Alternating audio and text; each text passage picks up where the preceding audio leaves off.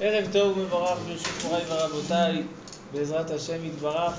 On étudie ce soir Parashat Teruma. Parashat Teruma, la paracha de la construction du Mishkan. Et on va voir des choses qui sont très puissantes ce soir en rapport avec le Mishkan. Aujourd'hui, Avalot Arabim, on n'a pas de Mishkan. Mais on va voir que ces choses puissantes que le Mishkan contenait, on les retrouve toujours aujourd'hui, donc c'est important de les étudier et de les connaître. Parashat Teruma, on a 3 chapitres. Chapitre 25, Kaf-He, Kaf-Vav, Kaf-Zayin. 3 chapitres. Premier chapitre, Kadosh Baruch Hu dit à Moshe Rabbeinu, j'ai envie que le Mishkan, donc ma résidence où je vais résider, Kadosh Baruch Hu il dit à Am Israël, maintenant vous commencez le chemin, vous commencez votre Avodat Hashem, j'ai envie de toujours vous accompagner. Il dit le Midrash Machal, il dit c'est comme un roi qui marie sa fille. Alors le roi il dit à son gendre, il lui dit regarde, je comprends que tu dois te marier avec ta fille, que tu dois partir et que tu dois changer de pays, c'est normal, mais fais-moi un kiton katan, une petite chambre, un petit lit à chaque fois quand tu te déplaces, comme ça je pourrais rester avec ma fille. Ma fille elle est importante. D'accord, il dit, Am Israël il est important pour moi, donc j'ai envie d'avoir une petite chambre, un petit endroit pour pouvoir résider parmi eux. Donc Akadosh Baruch Hu il dit, construisez le Mishkan, ve'asuli mikdash, ve'shachanti betocham. Comme ça je pourrais résider parmi eux. Donc la construction du Mishkan, elle se fait par une terouma. Donc c'est pas Akadosh Baruch Hu qui va récolter et être responsable des fonds, il va demander à chaque personne de Am Israël que ce soit, et c'est pas une obligation, c'est pas une mitzvah, c'était pas obligatoire de donner ça. Machatzit shekel, c'était une obligation donnée pour les korbanot, pour la dani, mais pour la construction du Mishkan, c'était teruma. Asher idevenu libo. Elle dit la Torah, vikru li teruma, mais et kol ish asher idevenu libo. C'était seulement par un pur chesed. Et donc on va essayer de comprendre par la suite pourquoi, pour construire le Mishkan, il y a besoin d'un pur chesed. Et on ne peut pas demander aux gens. Les gens, ça les arrange bien qu'à le Mishkan. On peut ramener des korbanot, s'ils ont fait des fautes, pouvoir être pardonnés, on peut demander des demandes. Donc pourquoi on ne ferait pas ça comme une chova et plutôt comme une terouma? Alors qu'est-ce qu'on demande de ramener? Elle dit la Torah dans la Aliyat Rishon, Tchelet ve'argaman, Tola Achani ve'shesh ve'izim, bien sûr, Zahav v'chesef nechoshet, Orot elim me'odamim, Orot techashim v'artzeshitim, Shemen lamaor, Besamim leshemen hamishcha ve'liktoret hasamim, Avne shoham, Avne miluim, La'ephod ve'lachoshet. Donc 15 éléments qui sont ramenés dans la récolte. Ça peut être de l'argent, de l'or, des diamants et des tissus ou toutes sortes de laine, de lin. Et donc la Torah elle commence par la première chose qui a été construite, donc ça se trouve dans l'Aliyat Rishon. Par quoi on commence le Mishkan? Par le Aaron. Kadosh Baruch Hu il dit commencer par le Aaron, par une boîte qui est placée dans le Mishkan, et commencer par ça. Alors comment il est fait ce Aaron? Il dit Rashi, il y avait 3 boîtes, 3 argazim. Un en or, un en bois, un en or. On mettait un dans l'autre, comme ça le bois était recouvert à l'intérieur de l'or et à l'extérieur de l'or. Ensuite, il faut mettre, donc il y a toutes sortes de conditions pour pouvoir le déplacer, donc on va mettre des badim, on va mettre des tabaot. Et suite à la construction du Aaron, on doit faire la kaporet. Kaporet, c'est le couvercle du Aaron. Suite à cette kaporet, suite à ce couvercle, on va faire les 2 kérouvim. Tout le monde connaît ce que c'est, les kérouvim. En français, chérubin. Alors, chez qui? Chez son cousin. Alors, les kérouvim, ce sont 2 en forme de corps avec des têtes d'enfants, comme dit le Midrashim, et avec des ailes, comme on s'imagine des anges dans les dessins, comme on dessine des anges. Alors comme ça c'était fait. Ça c'est ce qui concerne le Aaron. Après le Aaron, qu'est-ce qu'on construit? On construit le Shulchan. Après le Aaron, on construit le Shulchan, c'est la table. Elle a été faite avec des atzeshitim. Rashi sur le champ il demande d'où ils avaient des atzeshitim. comment ils avaient Artsé Shittim, c'est les Féméod, il dit Rashi, c'était Yaakov Avinu, il savait qu'un Israël va devoir construire un Mishkan de Artsé Shittim, donc il les a plantés en Égypte, il les a ramenés avec lui en Égypte, et il leur a dit que quand vous sortez d'Égypte, n'oubliez pas de les ramener avec vous, et c'est comme ça qu'ils ont construit le Mishkan. Ça c'est le Shulchan. Après le Shulchan, on a la Menorah. La Menorah, Zahav Tahor. Et donc on a toutes les conditions. Dans la Menorah, on doit avoir toutes sortes de dessins. On a des Gevirim Meshukadim, des Kaftor Vaperach, toutes sortes de choses magnifiques. Ensuite, on a tous les ustensiles de la Menorah. Et ça, c'est le Perek Rafé. D'accord, le premier passage de la Paracha, on a parlé de trois choses. On a parlé de Aaron, on a parlé du Shulchan et on a parlé de la Menorah. Ensuite, dans le chapitre Chavav, c'est l'Aliyat Shlishi, au milieu de l'Aliyat Shlishi, on va commencer à construire le Mishkan. Le Mishkan lui-même, il était recouvert de Yeriot. On avait 10 Yeriot, des Yeriot, c'est-à-dire des tentures. Il y avait 3 sortes de Yeriot. On avait qui étaient faites de tissu, qui étaient tissés. Il y en avait qui étaient de laine de Izim, des Yeriot Izim. Maintenant, il y avait 10 Yeriot, c'est-à-dire 10 teintures, surtout le Mishkan, 10 teintures. Ils étaient faites 5 et 5. 5 étaient cousus ensemble, 5 étaient cousus ensemble. Et maintenant, ces 5 et 5, comment on les rassemblait? Par des loulaot. Loulaot, ce sont 15 bagues qui étaient pour rassembler les 10 Yeriot, comme ça tout le Mishkan va y avoir un Mishkan Echad. Pourquoi il y a besoin? Si déjà tu couds les 5 ensemble, alors coule les 10 ensemble. Et si tu veux demander des loulaot, des bagues, alors fais les bagues entre tous les 10. Ça aussi c'est une question qu'on doit en discuter. Alors on doit faire les yeriot de tissu, ensuite les yeriot izim, et ensuite c'était recouvert avec des peaux de orot techashim.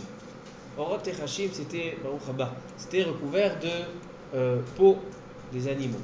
Donc il y avait 3 couvercles, 3 choses qui étaient sur le Mishkan. Sur quoi tenait le Mishkan? Sur les kerashim, sur les fameux Atzei Shittim. Ve'asita et kerashim Atzei Shittim omdim. Donc on nous donne les dimensions du Mishkan, 30 amas sur 10 de hauteur, 10 de largeur. Ensuite, on voit dans la Aliyat Hamishi, d'abord les kerashim, c'est-à-dire les poutres de bois qui étaient la base sur lesquelles se reposaient les yeriot dans le Mishkan. Il y avait des berichim.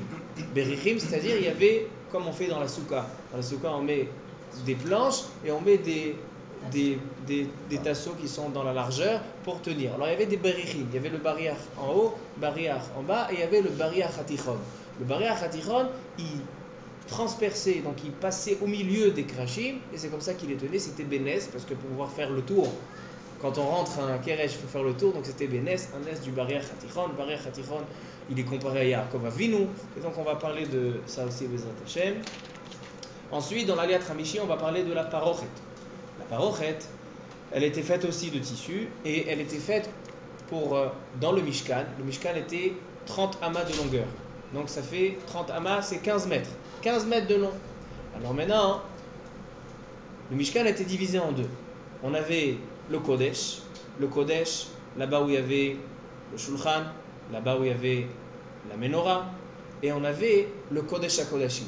Kodesh HaKodashim, il était plus petit, c'était un tiers, il faisait 10 amot sur 10 amot, donc 5 sur 5 mètres. Là-bas il y avait le Aaron, là-bas il y avait les kérouvim, les chérubins, ils étaient à l'intérieur. Donc les 3 kélim qu'on a parlé dans le Perek Rafé, ils étaient divisés, partagés entre ces deux endroits.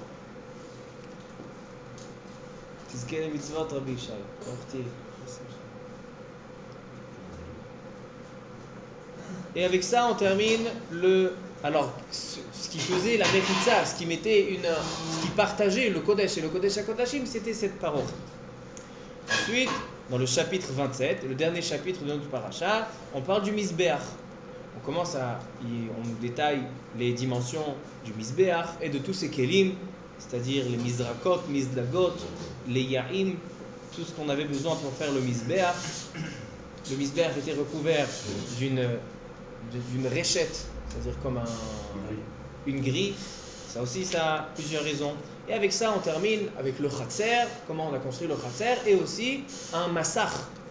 Un Massach, c'est ce qui était à l'entrée du Mishkan vers le Khatser, il y avait un Massach. Donc il y avait une parochette qui était dans le Mishkan, entre le Kodesh et le Kodesh HaKodashim, et il y avait ce qui mettait la différence entre le Mishkan et l'extérieur, donc le Khatser, il y avait un Massach. Maintenant, toutes ces choses-là, ils étaient construits différemment, de plusieurs manières, et tout ça, on a besoin d'étudier. Donc, je vais commencer avec plusieurs questions sur cette paracha. Ça, voilà, ça c'est la paracha, Perek Chafhe, Kavav, Kavzai. Baruch atah Adonai Eloheinu melech haolam she'akol nהיה בדברו.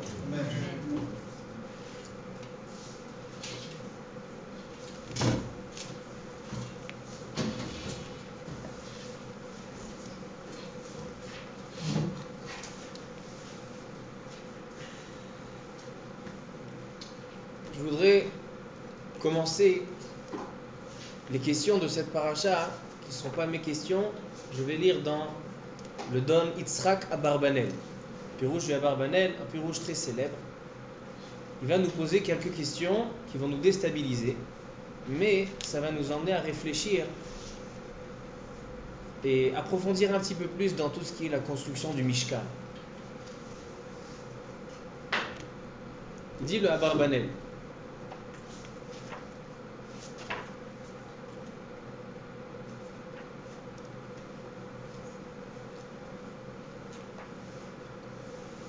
En tout, il a 10 questions. 10 questions sur notre paracha. Je ne sais pas si on va lire toutes, on va lire les plus dérangeantes. Ash'ela Rishona, il dit le Abarbanel. Lama tziva itbarach b'maaseh hamishkan ve'amar v'shachanti betocham ke'ilu haya itbarach geshem mukaf ve'mugbal b'makom. Akadosh Baruch Hu, tous ceux qui croient en Akadosh Baruch Hu, ils ont la compréhension qu'Akadosh Baruch Hu n'est pas physique, n'est pas de matière, mais il est entièrement spirituel et illimité. En lo gvul ve'en lo gashmiut. Donc, demander à construire une maison avec des mesures qui sont tellement détaillées dans la paracha, c'est en quelque sorte le rendre physique, en quelque sorte le rendre de matière. À qui on construit des maisons? On ne construit pas des maisons aux anges, on ne construit pas des maisons, même s'il y en a qui vont construire une maison, ils vont faire une pièce pour Eliyahu Hanavi, mais chaval ala cheder. Eliyahu Hanavi, il n'ira pas dormir là-bas, ils peuvent placer un enfant facilement. Alors, il dit le Abarbanel, une mitzvah qui est de construire un mishkan, qui est défini, qui est physique, c'est en quelque sorte une kfira à Kadosh Baruch Hu. Ash'ela Ashniya, deuxième question. Be'inyan ha-keruvim, les chérubins. Lichora, yesh beze isur, lo ta'aseh lecha pesel, vechol temuna. Il dit, Barbanel, il dit, Ribono shel olam. Il y a 2 semaines, on a lu Parashat Yitro. Et dans Parashat Yitro, on a les 10 commandements. Et un des commandements, c'est quoi? On n'a pas le droit de faire des idoles, de faire toutes sortes de formes, d'hommes ou de n'importe quoi. Et ici, qu'est-ce qu'on fait? Dans le Mishkan. Et c'est pas dans le Mishkan. Dans le Kodesh HaKodashim, qu'est-ce qu'on va placer là-bas? 2 statues. Les kérouvim. Il disait lo isur lo ta'aseh lecha pesel. Troisième question. Be'inyan ha-shulchan ve'lechem hapanim. Dans le Kodesh, dans le Mishkan, il y avait le shulchan. Maintenant, sur le shulchan, il y avait comme il y avait deux bâtons pour pouvoir poser dessus, comme il y a dans les boulangeries, avec 12 lechem hapanim. Il y avait 12 pains. Et là-bas, ils étaient toute la semaine jusqu'au Shabbat. Maintenant, il demande, le Abarbanel, il demande comme ça. Ma ayat sorech ba mitzvah azot 12 chalot lechem. Quel est le besoin de faire 12 pains? Vehare lo yochal adam mehem kol hashavua. On ne va pas les consommer toute la semaine. Il y avait un S avec ce lechem hapanim. C'est que le lechem hapanim, normalement, quand on prépare un pain, on le laisse à l'extérieur. alors il pourrit. Et ce lechem apanim avait un nes qui pourrissait pas. Mais il dit, mais pourquoi demander à faire ça?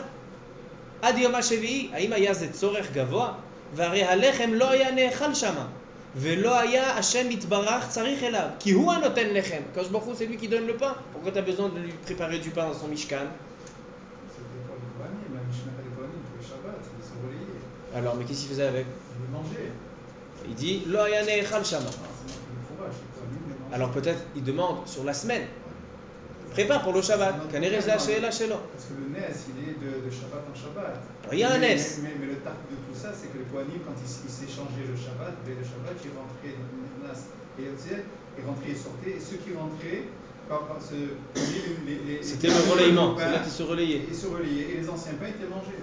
Allez, j'entends ce que tu dis, mais pour ça, il n'y a pas besoin de le préparer. D'abord, il dit, il n'y a pas besoin de le préparer. C'est Kadosh Baruch Hu qui fait le pain. Alors, tu n'as pas besoin de préparer le pain et de compter et de dire, ouais, il va y avoir un nes, il ne va pas pourrir le pain que j'ai préparé. C'est Kadosh Baruch Hu qui donne le pain. Deuxièmement, il demande, pourquoi toute la semaine ce pain-là devait traîner dans le Mishkan? C'est quoi le besoin? Et il ramène le Rambam dans le Sefer Moreh Nevuchim. Dans le Rambam, dans le Sefer Moreh Nevuchim, quand il vient entamer le sujet du Shulchan et du Lechem Apanim, il dit le Rambam qu'il ne connaît pas et qu'il n'a pas trouvé aucune raison à Dayom Hazeh. Il dit, je ne comprends pas la mitzvah du Lechem Apanim. Mais le Abarbanel, lui, il a une explication.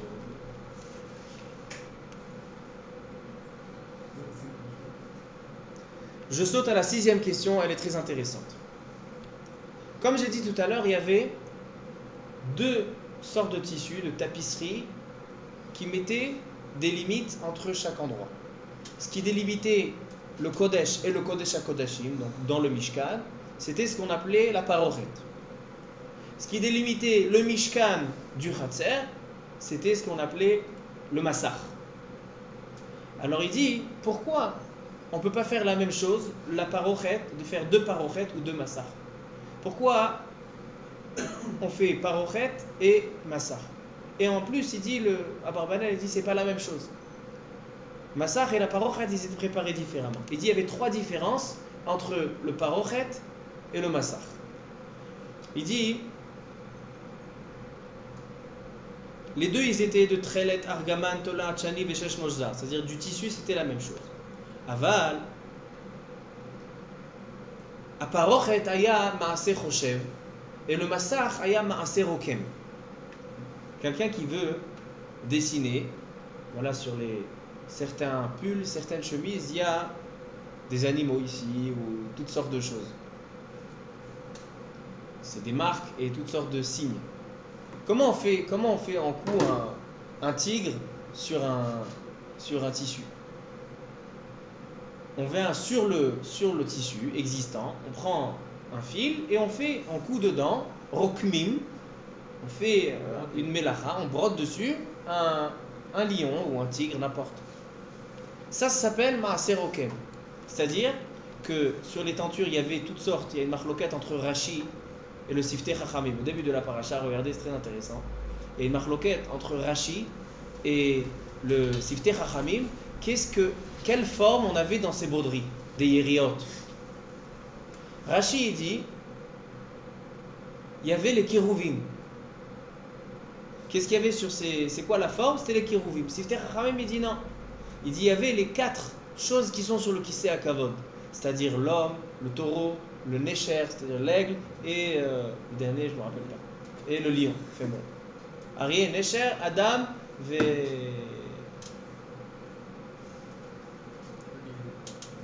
Arié, Nesher, Adam et Shor. Baruch. Maintenant, une marloquette, qu'est-ce qu'il y avait comme forme sur ces tentures? Alors le massar, il était maaseh rokem, c'était cousu. Donc quand je couds, si vous prenez le tricot et vous regardez derrière la forme, vous allez voir la même forme mais à l'envers. Maintenant, dans les autres tentures, dans la parochet, dans les riots, c'était maaseh choshev. C'est quoi maaseh choshev? C'est que quand il tissait le tissu, il faisait un jeu avec les couleurs et c'est ce qui formait un dessin. C'est pas qu'il brodait sur le tissu un dessin. C'est que quand ils tissaient les couleurs, on avait plusieurs couleurs, et selon aujourd'hui ça existe ça aussi. Quand ils tissent, ils font. Ça s'appelle Maaseh Choshev. Mais le nes qu'il y avait là-bas, c'est que c'était tellement un Maaser Choshev qu'on voyait des deux côtés la même chose. On voyait le lion avec la tête du côté droit, et de l'autre côté aussi on voyait le lion de la tête du côté droit. C'était le nes qu'il y avait dans le Maaser Choshev. Donc il dit voilà la première différence qu'on avait entre la parochet et le massar, c'est que le parochet elle était Maaser Choshev, comme les Yeriot, et le massar il était Maaser Rokem. Pourquoi le massar tu négliges sa préparation? Pourquoi tu facilites la préparation? Première différence. Dans la parochet elle tenait sur 4 adanim, sur 4 socles d'argent. Or, le massar, à l'entrée du Mishkan, il tenait sur 5 adanim de nechoshet. Donc encore deux différences. Là il y avait 4, là il y avait 5, là c'était d'argent et là c'était de nechoshet. Donc il dit il y a 3 différences entre la parochet et le massar. Il demande pourquoi. Ensuite il a encore beaucoup de questions, mais on va s'arrêter là.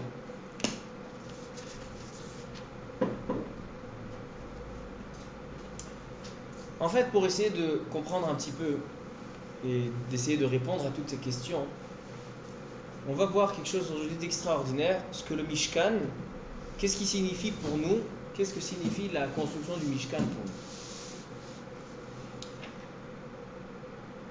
Tout d'abord, pourquoi la parashat Teruma suit la parashat Mishpatim et la parashat de Aseret Adibrot, Yitro? On a le Ramban au début de la parasha. On va commencer avec le Ramban au début de la parasha. Le Ramban au début de la parasha, il dit comme ça. Ka'asher diber Hashem im Israël panim befanim be'aseret adibrot. Lorsqu'Akadosh Baruch Hu a parlé avec Am Israël face à face lors de Aseret Adibrot, et il leur a donné des mitzvot de base comme dans Parashat Mishpatim, des mitzvot de base pour la société, comme on l'a vu la semaine dernière, quelle est l'importance des lois sociales. Inehem kedoshim, comme il y a marqué dans le pasuk, im shamoa tishmeu bekoli, ushmartem et beriti vihiyitem li segula. Am Israël devient segula. C'est quoi segula? Quelque chose qui est élevé par rapport aux autres. Donc ça devient kadosh. Kadosh aussi une élévation. Am Israël ils sont devenus kedoshim lorsqu'ils ont écouté tous les messages d'Akadosh Baruch Hu, les mitzvot, les aseret adibrot, ils sont devenus kedoshim. Il dit maintenant qu'ils sont kedoshim, re'uim sheyeh bahem mikdash le'ashrot shchinato benehem. Maintenant que les personnes sont devenues kadosh, il dit on va pouvoir leur mettre un endroit qui sera kadosh, où la shrina va descendre. Vehine ikar achefetz bamishkan. Écoutez ce qu'il dit le Ramban, comment il définit le but de la construction du Mishkan. Il dit c'est quoi le but du Mishkan? Parce qu'il y a une grande question qui est demandée dans les Mefarshim. Tous les Mefarshim ils posent cette question, c'est une question très connue. Quand Akadosh Baruch Hu ordonne de construire le Mishkan, par quoi il commence? On a dit par le Haron. Mais quand Am Israël ils vont construire, quand Moshe Rabbeinu il va ordonner à Am Israël maintenant on va construire le Mishkan, qu'est-ce qu'ils ont fait d'abord? D'abord ils ont construit le Mishkan et après les Kelim et après le Haron. Pourquoi tu as inversé ce qu'il t'a dit à Akadosh Baruch Hu?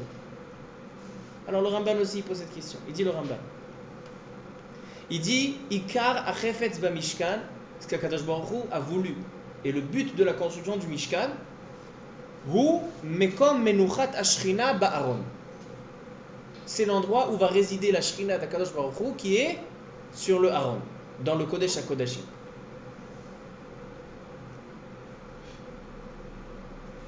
Et il dit le Ramban. Venichpal vaidaber elav. Quand Akadosh Baruch Hu parle à Moshe Rabbeinu, il y a marqué 2 fois vaidaber elav. Il dit de là on voit, et ça c'est Rashi aussi, il dit dans la paracha, il y avait 2 voix. Quand Akadosh Baruch Hu parle parce que maintenant, à partir de maintenant, la parole d'Akadosh Baruch Hu qui était transmise à Moshe Rabbeinu au Kohanim, elle était par le Mishkan. Il dit il y avait une voix céleste d'en haut, donc Akadosh Baruch Hu parlait d'en haut, et après cette voix-là ressortait d'entre les kérouvim, d'entre les chérubins. Donc il y avait 2 voix. C'est pour ça qu'il y a marqué 2 fois Vaidaber Elav. 2 paroles. Maintenant il dit la parole d'Akadosh Baruch Hu dans le Mishkan, elle est comme la parole d'Akadosh Baruch Hu à Har Sinaï. Sauf qu'à Har Sinaï c'était quelque chose de extraordinaire, quelque chose qui sortait du commun, qui était devant tout le monde, t'étais bekol ra'ash gadol, avec de la fumée, etc. Et là, on le fait tout à l'intérieur. Là, c'était le plus dévoilé possible, et maintenant, c'est le plus intérieur possible. C'est-à-dire que la voix, elle vient du Mishkan, mais pas dans le à l'intérieur du Mishkan, à l'intérieur du Kodesh HaKodashim, d'entre les Kérouvim. C'est exactement l'inverse, mais la voix d'Akadosh Baruch Hu, maintenant, le message d'Akadosh Baruch Hu, ils ne sont pas comme à Har Sinaï. Maintenant, le Har Sinaï, il se transforme en intérieur. Et c'est ce que ça devient un Mishkan. Et il dit, c'est pour ça qu'on trouve beaucoup la matière de l'or. Le Aaron, il était metsoupé, Zahav Tahor. Pourquoi il était fait de Zahav? Il dit, c'est comme Akadosh Baruch Hu, il a fait entendre sa voix Mitoch Ha'esh, du feu. Alors c'est pour ça qu'on a choisi l'or. L'or, il fait rappeler le feu. Et même Alpi à Kabbalah, quand on dit Midatadin, alors le feu c'est Midatadin, et l'or aussi c'est Midatadin. Ce qui est Midatadin, c'est l'argent. C'est pour ça qu'au Kiddush de Shabbat, on met le vin qui est Midatadin, on le met dans un verre en argent qui est Midat Arachamim, qui est les matek et tadin. Comme on met aussi les gouttes d'eau, que l'eau c'est aussi Midat Arachamim. Alors il dit c'est pour ça que le Aaron était fait d'or.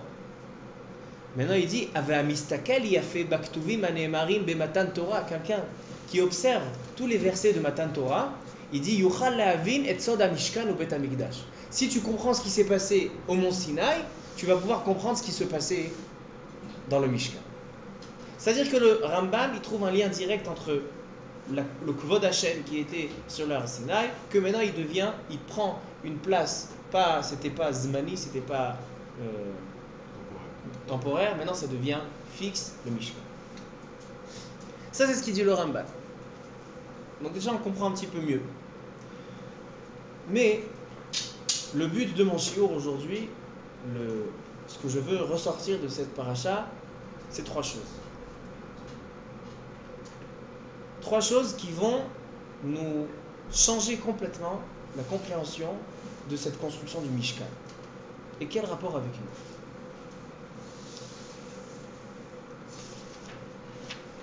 Je vais vous demander de regarder dans Rashi, au début de la paracha, dans le Perek Rafé,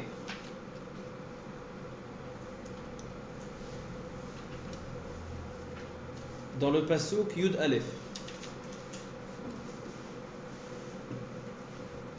Le deuxième Rashi. Rashi il dit qu'à propos du Aaron, d'accord, là-bas on parle de la construction du Aaron. Le Aaron il avait, comme on a dit, trois argazim, trois boîtes, une dans une autre. Il y avait le Kaporet, et il y avait les chérubins, et il y avait aussi un Zer Zahav Saviv. Dans trois choses dans le Mishkan, on avait un Zer Zahav. Zer Zahav, ça veut dire un contour qui était comme une couronne. Alors on avait sur le Aaron, on avait sur le Shulchan, et on avait sur le Mizbeach. Il y avait trois Zerim, Shlosha Zerim. Il dit Rashi, Zer Zahav, Kemin Keter, comme une couronne. Mukaf lo saviv lemala misfato. She'asa ha'aron achitzon gavoa min apnimi, ad she'ala lemul ovi hakaporet ulemala imenu mashe. וכשהכפורת שוכב על עובי הכתלים, quand il y avait la kaporet, alors עולה הזר למעלה. Donc la couronne qui était autour, elle était au-dessus de la kaporet, du couvercle. Mikol ovi kol shehu. Et il dit, Rashi, il termine, c'est quoi les 4 derniers mots de Rashi? Vehu siman le keter Torah. Il dit, le contour qui était sur le Aaron, c'est un siman de keter Torah. D'accord. Ensuite, on va dans un autre Rashi. Plus loin, dans le Shulchan, ça se trouve dans le Perek Kafhe Pasuk Kaf Dalet. Là-bas aussi, il y a marqué un deuxième Rashi qui dit Zer Zahav. Là-bas aussi, il y avait sur le Shulchan, sur la table, il y avait un Zer Zahav. Il dit Rashi, Siman le Keter Malchut.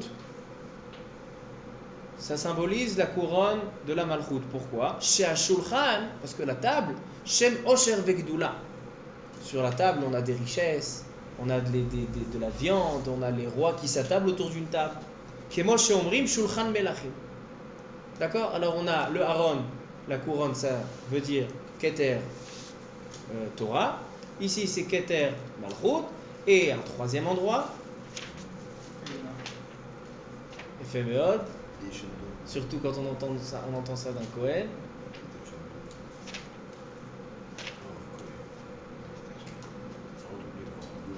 Dans le Mizbeach, on a le Zer Zahav, il dit la Barashi, Aïnou Keter Kehuna.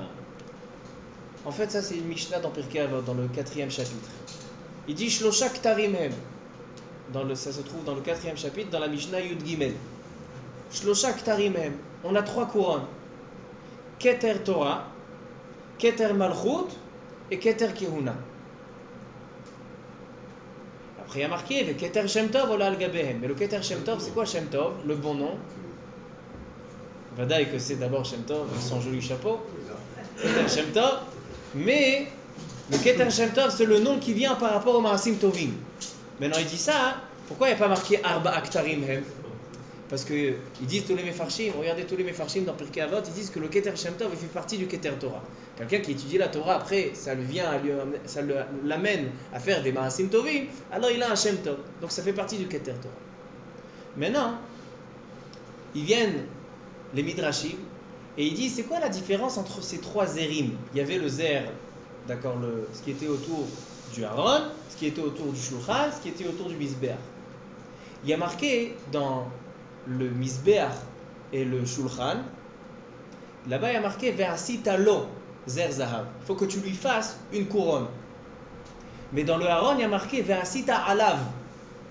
Tu vas faire sur lui. C'est-à-dire que le zer, la couronne du Aaron, elle était plus haute que le Shulchan et le Mizbeach. Pourquoi?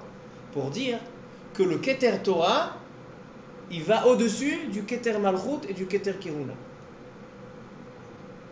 Le Keter Torah, il va au-dessus. Maintenant, c'est quoi la différence entre ces 3 Ktarim?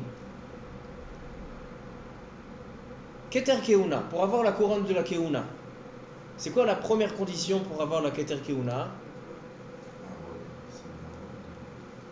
C'est d'être Kohen. D'accord? Quelqu'un qui n'est pas Kohen, même s'il rêve la nuit d'être Keter Kehuna, on ne peut rien faire pour lui. Il y en a certains qui ils ont des arrangements avec Misrad Apnim, ils peuvent arranger ça.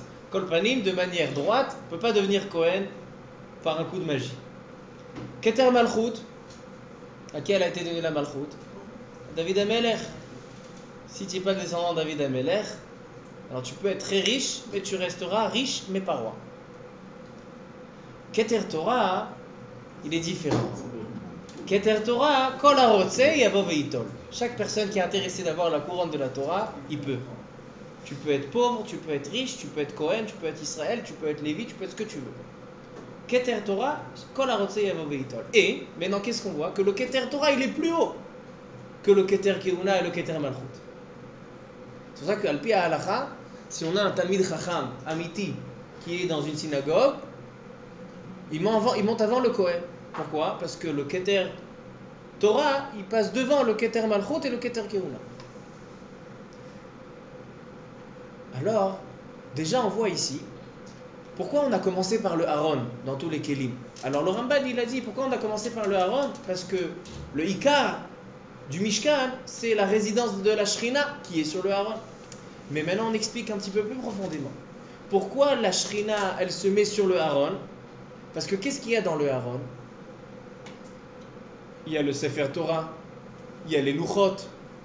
C'est-à-dire que le Aaron, qui veut dire la Torah, comme on a vu que le Keter Torah, il est plus haut par rapport à ce Aaron, il contient la Torah. C'est-à-dire que la résidence d'Akadosh Baruch Hu dans le Mishkan, si on va selon le Ramban, que le point principal du Mishkan, c'est le Aaron, et le Aaron, c'est la résidence d'Akadosh Baruch Hu qui réside sur la Torah, sur les Luchot HaEdut, sur le Sefer Torah. Donc en fait, c'est ça le principe du Mishkan. Et c'est pour ça que le Keter Torah, il est plus grand et plus important que le Keter Kehuna et le Keter Malchut. Mais c'est pas seulement ça. J'ai fait une petite liste de 8 choses qui étaient symbolisées dans le Aaron en rapport avec la Torah. Tout d'abord, le Sefer Torah et les Luchot, comme je viens de dire, c'est ce qu'il y avait dans le Aaron. Deuxièmement, la couronne, le Zer Zahav, qui est la couronne de la Torah. Troisièmement, il y a quelque chose d'intéressant. Et ça aussi, le Abarbanel et le Kliyakar, ils soulèvent ce point-là dans la paracha. Si on prend ces trois choses-là, le Aaron, le Shulchan et le Mizbeach, regardez dans les dimensions. Le Aaron, toutes ces dimensions, ils sont divisés. C'est-à-dire le Aaron, Amataim vachetzi orko, Ama vachetzi rochbo, ve Ama vachetzi komato. Il n'y a que des Ama vachetzi, Amataim vachetzi. C'est toujours, c'est pas, jamais complet, jamais égal, toujours divisé. Mechulak. Le Shulchan, Ve'asita Shulchan, Amataim orko, Ama rochbo, ve Ama vachetzi komato. On a certaines mesures qui sont complètes et certaines mesures qui sont divisées. Le Mizbeach, plus loin, tout est complet. Il n'y a pas de moitié. Alors il vient, le bain à la Tourim, celui qui a le bain à la Tourim dans le Pasuk Yud, à la fin du Pasuk Yud, il dit Kol midotav ayush burot, bechatsae amot. Toutes les mesures du Aaron, ils étaient divisés. Les lamed, shekol mi shelomed Torah, tsarich le shaber ve leashpil atzmo. Encore un siman qui reflète par le Aaron, c'est que puisque toutes ces mesures sont coupées, ça veut dire qu'un Talmid Chacham, il doit toujours être un ave et se sentir, pas seulement la anava qui est une ma'ala, mais même dans son étude.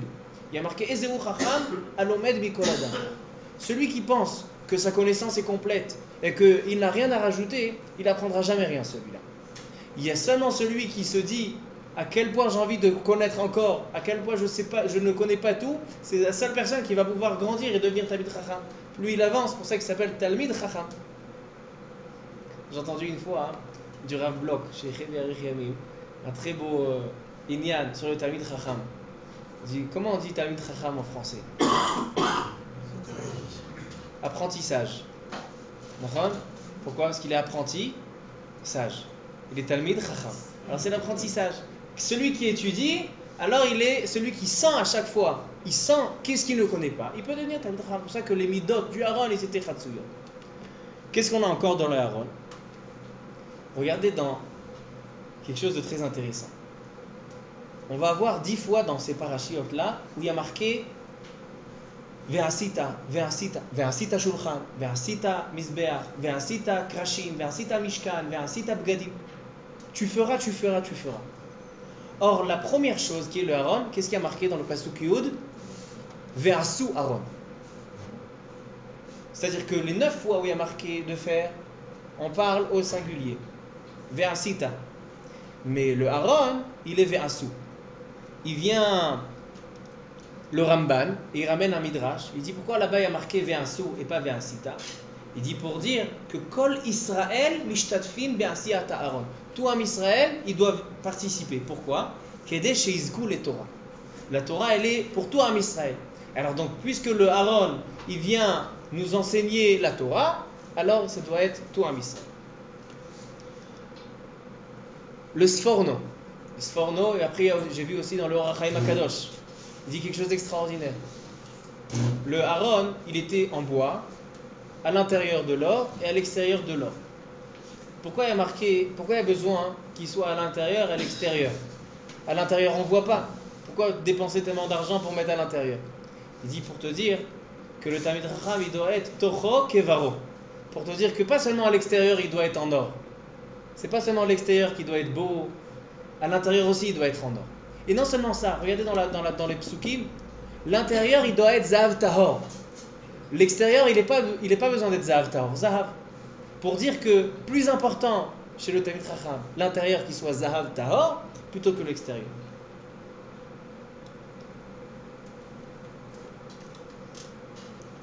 La même chose les Kérouvim, il y a marqué dans le bain à la Tourim. Pourquoi les Kérouvim, ils se donnaient la tête? Il dit, c'est comme il y a marqué dans la Gemara, dans Ta'anit, que quelqu'un qui étudie seul, alors sa Torah, elle n'est pas mitkayemet. Cherev el abadim. Quelqu'un qui étudie seul ne peut pas étudier. Il est obligé d'avoir une chavruta. Alors les kérouvim qui sont sur le Haron, qui est l'étude de la Torah, ils sont deux qui se donnent la tête. Pour dire que c'est Shnei Talmidei Chachamim, chez Nos'im Venotnim Benehem. Deux Talmidei Chachamim qui étudient ensemble. Alors donc on voit que dans le Haron, il y a beaucoup de Rémazim. Mais vous allez me dire, bon d'accord, tu as trouvé plein de Rémazim, mais qu'est-ce que ça vient m'apprendre? Alors sachez que les Mefarshim ils disent, et la Marbanel et d'autres, et le Sforno, il dit à Kadosh Baruch Hu, il nous demande de faire toutes sortes de choses. Et lui-même, il a créé dans le monde toutes sortes de choses sous plusieurs apparences. Il faut savoir que l'apparence des choses, elle vient nous apprendre quelle est notre place dans ce monde. Comme on voit des Talmidei Chachamim qui étaient à côté des mers, à côté des montagnes, et ça les a travaillés, ça leur a fait des choses. Pourquoi? Parce que la création du monde, la création des choses, l'apparence des choses nous permet de comprendre. Qu'est-ce que Akadosh Baruch Hu attend de nous par rapport à cette chose? Il dit la même chose, le Mishkan. Akadosh Baruch Hu, il a demandé de construire le Mishkan. Le Mishkan qui sera l'endroit de connexion entre l'homme et Akadosh Baruch Hu, entre la terre et le ciel. Alors, en fonction de la construction du Mishkan, on doit comprendre qu'est-ce qu'Akadosh Baruch Hu il veut de nous. C'est pour ça que dans cette paracha, on n'a que des midrashim. Ça rappelle ça. Et ça rappelle ça. On va continuer encore. Par exemple, il dit le Baal HaTurim. Il y avait Eser Yeriot. Il dit le Baal HaTurim, Eser Yeriot, c'est Aser et Adibrot. Et il continue, et il dit, il y avait 5 d'un côté, qui étaient cousus ensemble. 5 de l'autre côté. Et il y avait des bagues, des lulaot au milieu, pour dire qu'il y a les 5 qui sont Ben Adam la Chavero. Ben Adam la Chavero, c'est ce monde-là. 5 qui sont Ben Adam la Makom, c'est le monde en haut. Et ils sont reliés avec des kérassim, des karsezah, des lulaot. Ça vient nous apprendre que tous ces midrashim-là, ils rentrent dans le pshat. Ces midrashim-là, ils viennent nous apprennent qu'est-ce qui est vraiment le Mishkan. Il y a encore beaucoup de quoi à prolonger sur je dis que j'ai 3 choses à vous enseigner. La première phase du Mishkan, c'est la manière de travailler à Kadosh Baruch Hu. On a vu le Keter Kehuna, le Keter Malchut, le Keter Torah qui est au-dessus. Et on voit toutes les choses qui viennent nous apprendre. Il y a encore plein de choses, mais on est obligé l'heure est courte, on est obligé d'aller au deuxième enseignement. Le deuxième enseignement que le Mishkan il vient nous enseigner, ça c'est selon le Abarbanel. Ce que je viens de dire, c'est le Kli Yakar et d'autres. Maintenant, le Abarbanel lui dit que le Mishkan signifie la création du monde. Le Mishkan, il a été créé comme Akadosh Baruch Hu a créé le monde. Pourquoi Akadosh Baruch Hu a créé le monde? Par pur chesed. Il a dit, je vais créer, comme il dit le Mesilat Yesharim, Akadosh Baruch Hu, il a créé le monde pour pouvoir les Hetiv Imbroav, pour faire du bien aux hommes. Il a créé un monde, il a créé des hommes pour leur faire du bien, pour leur donner des récompenses, pour leur donner le Olam Haba. Alors donc le Olam, il y a marqué Olam Chesed Ibane. Pourquoi? Parce que Akadosh Baruch Hu, il a créé un monde de Chesed. C'est pour ça que ici, quand on va construire le Mishkan, que le Mishkan reflète le monde, on va voir tout à l'heure pourquoi, on a demandé à ce que ce soit par une Trouma. Vous vous rappelez, j'ai posé la question tout à l'heure. Pourquoi il y a besoin que le Mishkan il soit par une pure Trouma, par Idevenu Libo? Pourquoi tu ne peux pas obliger les gens à donner un peu d'argent, à mettre la main dans la poche? La réponse elle est que de la même manière qu'Akadosh Baruch Hu il a créé le monde par pur chesed, il fallait que le Mishkan soit créé par un pur chesed. Ça c'est une chose. Maintenant qu'est-ce qu'on a dans le monde? Le monde, on a les cieux, on a le soleil, les kochavim, ce qui est entre les cieux et la terre, et on a la terre. Il y a marqué dans le Midrash que quand on était dans le Mishkan, on regardait en haut, les lulaot, les bagues qui reliaient les deux yériot, ils étaient comme des kochavim, comme des étoiles. Alors il dit le Rabbi Yitzhak Abarbanel, il dit d'avoir un ifla bioter. En fait, ce qui relie le monde, le ciel, qui relie la Rouhaniout avec la Gashmi, avec le monde, avec la terre, qu'est-ce qui est au milieu? C'est les kochavim. Maintenant, ces lulaot là, ces bagues, ces kérassim, ils sont comme les kochavim, c'est-à-dire c'est ce qu'il y a au milieu. C'est ce qui se trouve au milieu entre le ciel et la terre. Yaakov Avinu, il y avait le rêve avec le Sulam. Sulam Yaakov, avec l'échelle. Qu'est-ce qu'il dit là, Barashi? Où elle était cette échelle? Le milieu de l'échelle, c'était Kenegen Mekom Amikdash. L'échelle, c'est un moyen de connecter, de passer, de relier les deux endroits. Et où elle était, cette échelle, où elle était placée? Au milieu, c'était le Beth Amikdash. Parce que le Beth Amikdash, c'est ce qui relie la terre et le ciel. Et il y a beaucoup de remazim. En quoi on voit que le Mishkan, c'est l'endroit du ribour entre le Shamaim et Haaretz. C'est pour ça, il dit le Rabbi Yitzhak Abarbanel, je comprends pourquoi Akadosh Baruch Hu, il a, en quelque sorte, il s'est diminué, il s'est restreint dans un endroit. Pour que cet endroit-là explique aux gens, pour que cet endroit-là fait comprendre aux personnes que le Mishkan, c'est la création du monde. Et comme dans le monde, il y a un point de connexion entre la terre et le ciel, ce sont les étoiles et tout ce qui est au milieu, alors dans le Mishkan aussi, on a ces loulaot, ces bagues. Maintenant, c'est quelque chose d'extraordinaire. La parochet qui était à l'intérieur du Mishkan, qui mettait la séparation entre le Kodesh et le Kodesh HaKodashim, sur quoi elle tenait?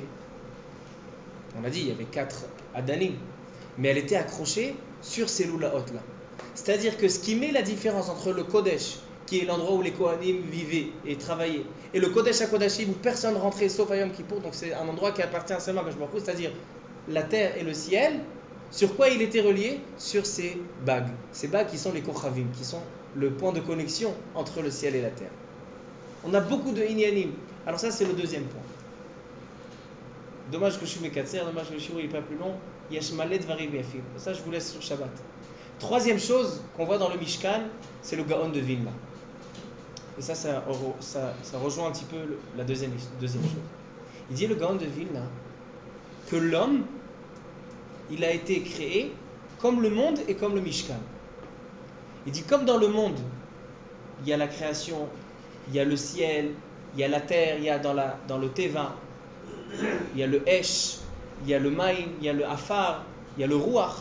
L'homme aussi contient. À Adam ou Olam Katan, il dit le Gaon de Vilna. C'est un Gaon de Vilna qui n'est pas dans le Biur HaGandhi, il se trouve dans la Deret Eliyahu. C'est un Gaon de Vilna très connu. Et il dit la même chose, le Mishkan. Le Mishkan, il a des Orot, il a des Yeriot, il a des Orot Elim et Odamim, et l'homme aussi, il a plusieurs shirvot de peau. Il y a les Yeriot, il y a les Orot Elim et Odamim, il y a les Kerashim, c'est les os. Il y a le Maaser Rokem. C'est quoi Maaser Rokem? Maaser Rokem, quand on dit qu'un fœtus dans le ventre de sa mère, il se crée, comment on dit en hébreu? Il dit il est Nirkam. Il est Maaser Rokem. Alors, on a 3 choses. C'est-à-dire ce qu'on a dit aujourd'hui, à travers le Mishkan, on voit 3 choses. On voit d'abord comment l'homme il doit travailler à Kadosh Baruch Hu, le Keter Torah, le Keter Keuna, le Keter Malchut. Ça c'est la première chose.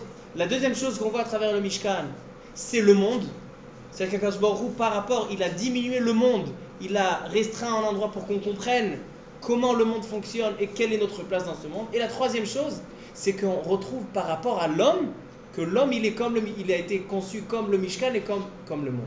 Parce que l'homme aussi, il y a marqué Veshachanti Betocham. Pourquoi il n'y a pas marqué Veshachanti Betocho dans le Mishkan? Pour dire Bekol Echad Ve'echad. Et c'est pas simplement un midrash. Aujourd'hui, on n'a plus de Mishkan. Et c'est ça, je pense que la phrase, l'essentiel du shiur, elle se trouve dans cette phrase-là. C'est qu'aujourd'hui, il n'y a pas de Mishkan. Donc qu'est-ce qu'ils disent les Chachamim? En acharei achurban mishenechab et hamikdash. En lola kadosh baruch hu be'olamo et la dalet amot shel halacha. 4 amot, quelqu'un qui étudie, dans ces 4 amot, dans son périmètre de 2 mètres, la Shrina elle se trouve là-bas. C'est-à-dire qu'aujourd'hui le Mishkan, il se trouve sur la Torah. Et ça revient à ce qu'on a dit, que où elle était la Shrina? Sur le Haron, sur l'endroit de la Torah. Donc aujourd'hui qu'on n'a plus ces choses physiques pour qu'on comprenne mieux ces choses-là, qu'est-ce qui joue le rôle du Haron? Qu'est-ce qui joue le rôle de la Merkava, la Shrina? Une personne qui est au chef, qui s'assoit et qui étudie.